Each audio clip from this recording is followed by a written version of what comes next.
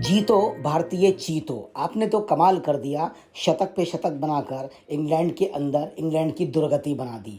क्योंकि ये भारतीय चीते हैं, आईपीएल के निकले हुए शेर हैं। जहां भी जाएंगे जीतेंगे, जीतो मेरे भारतीय चीतो।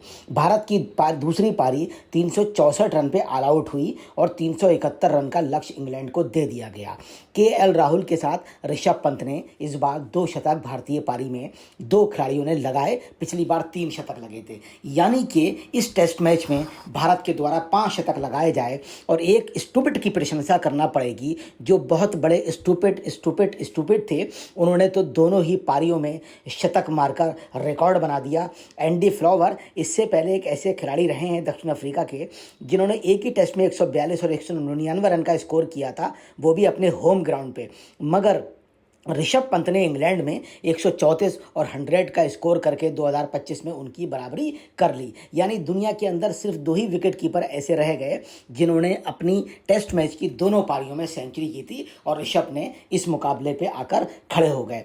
बात की जाए तो केएल राहुल की। केएल राहुल का शतक कोई मामूली शतक नहीं था। जब वो आउट हुए थे बहुत मायूस गए। 137 रन बनाए। जब वो बोल्ड हुए तो उनको बहुत बुरा लगा। शायद वो डबल सेंचुरी की तरफ बढ़ना चाहते थे या भारतीयों के लिए और स्कोर तैयार करना चाहते थे। 247 गेंद पे 137 रन मारना ये ऐतिहासिक टेस्ट पारी कही जा सकती है, जिसमें लाजवाब 18 रूलिंग चौके थे। कहीं बीट नहीं, finish game, first class game.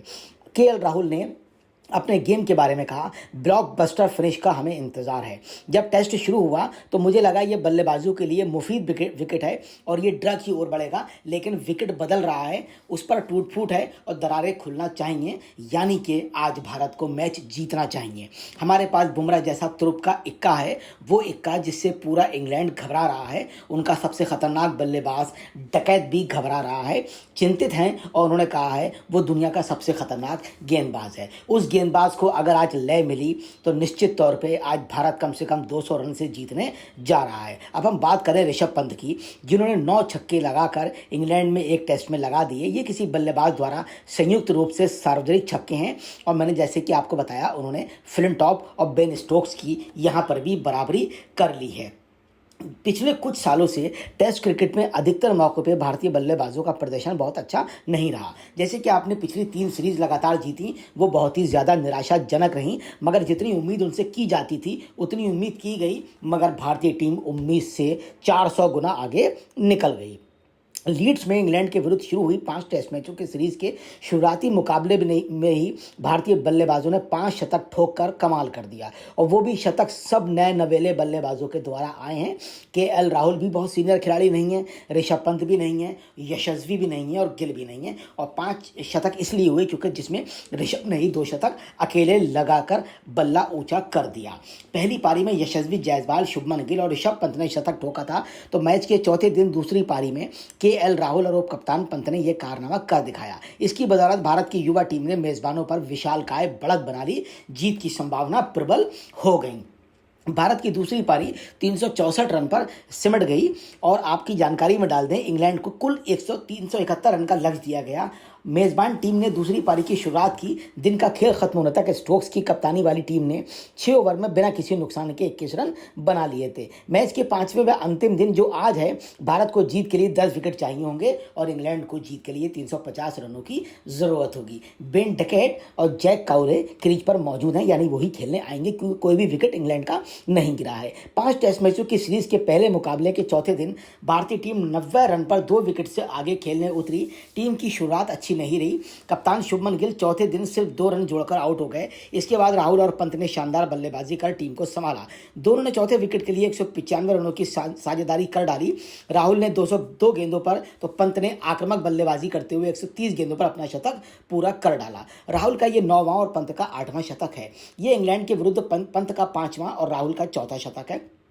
Pant का इंग्लैंड में ये 4था और राहुल का 30वां शतक है। पंत किसी टेस्ट की दोनों पारियों में शतक जड़ने वाले पहले भारतीय विकेटकीपर बन गए। शतक जड़ने के बाद मीडिया गैलरी के बाहर खड़े भारतीय दिग्गज सुनील गावस्कर ने पंत को गुलाटी मारने का इशारा किया, तो पंत ने अगली बार ऐसा करने की बात कही। पंत ने पहली पारी में शतक लगाने के बाद समरसॉल्ट लगाकर जश्न मनाया था। उन्होंने आईपीएल में भी एक बार ऐसा ही किया था। इस बार उन्होंने शतक लगाने के बाद अलग अंदाज में जश्न मनाया। मालूम हुआ ऑस्ट्रेलिया में बॉर्डर गावस्कर ट्रॉफी के दौरान पंत के खराब शॉट खेलकर आउट होने के बाद बाद कमेंट्री कर रहे गावस्कर ने लगातार 3 बार उन्हें स्टूपिड कहा था, लेकिन यहाँ पहली पारी में शतक लगाने के बाद उन्होंने सुपर्ब सुपर्ब और सुपर्ब कह के उन्हें सम्मानित किया। राहुल और पंत की शानदार साझेदारी ने भारत को मजबूत स्थिति में पहुंचा दिया। मैच के चौथे दिन केएल राहुल और ऋषभ पंत ने भारत को अच्छी तरह से संभाला।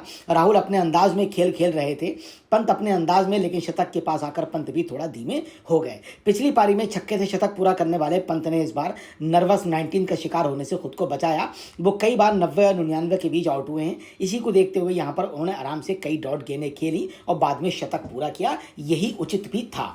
पंत ने पहली पारी में गिल के साथ चौथे विकेट के लिए 209 रन की साझेदारी की थी। इनकी साझेदारी की बदौलत भारत ने पहली पारी में 471 रन का विशाल स्कोर खड़ा कर दिया था। इंग्लिश टीम के विरुद्ध पहली पारी में जानदार पारी खेलने वाले कप्तान शुभमन गिल का दूसरी पारी में बल्ला नहीं चला। उनका कोर्स ने बोल्ड कर पवेलियन भेज दिया। पंत दोनों पारियों में शतक लगाने वाले दूसरे विकेट कीपर बने। जैसे कि मैंने आपको पहले बताया, उन्होंने एंडी फ्लावर की बराबरी कर ली है। और रही बात करुण नायर की, तो वो बहुत ही शानदार खिलाड़ी हैं, मगर वो दोनों पारियों में बड़ी पारी नहीं खेल पाए। कल आउट होने के बाद बहुत ज़्यादा मायूस भी दिखे। 8 साल बाद वापसी करने वाले करुण नायर एक बार फिर बड़ी पारी खेलने में नाकाम रहे। छठे नंबर पर बल्लेबाजी करने उतरे करुण ने 54 गेंदों का सामना किया और 3 चौकों की मदद से सिर्फ 20 रन बनाकर आउट हो गए। वो बॉक्स की इनको पढ़ नहीं पाया, कट एंड बोल्ड हो गए। पहली पारी में वरुण बिना खाता खोले पवेलियन चले गए थे। अब हम इंग्लैंड की बॉलिंग की बात करें तो इंग्लैंड की बॉलिंग ठीक रही। पहले टेस्ट के चौथे दिन मेजबान टीम ने गेंदबाज बुरी तरह फेल रहे, लेकिन बाद के सत्र में बहुत तेजी से उन्होंने विकेट निकाले और इंडिया को रोक पाए, वरना ऐसा लग रहा था कि इंडिया 400 प्लस का टारगेट इन्हें देने जा रहा है। अब मैं बात करूं तो भारत के स्कोर के बारे में, तो भारत पहली पारी 471 रन, 6 रन की लीड में इंग्लैंड पहली पारी 465 रन, जिसमें बुमराह का लाजवाब पंजा है, यानी 5 विकेट उन्होंने लिए हैं।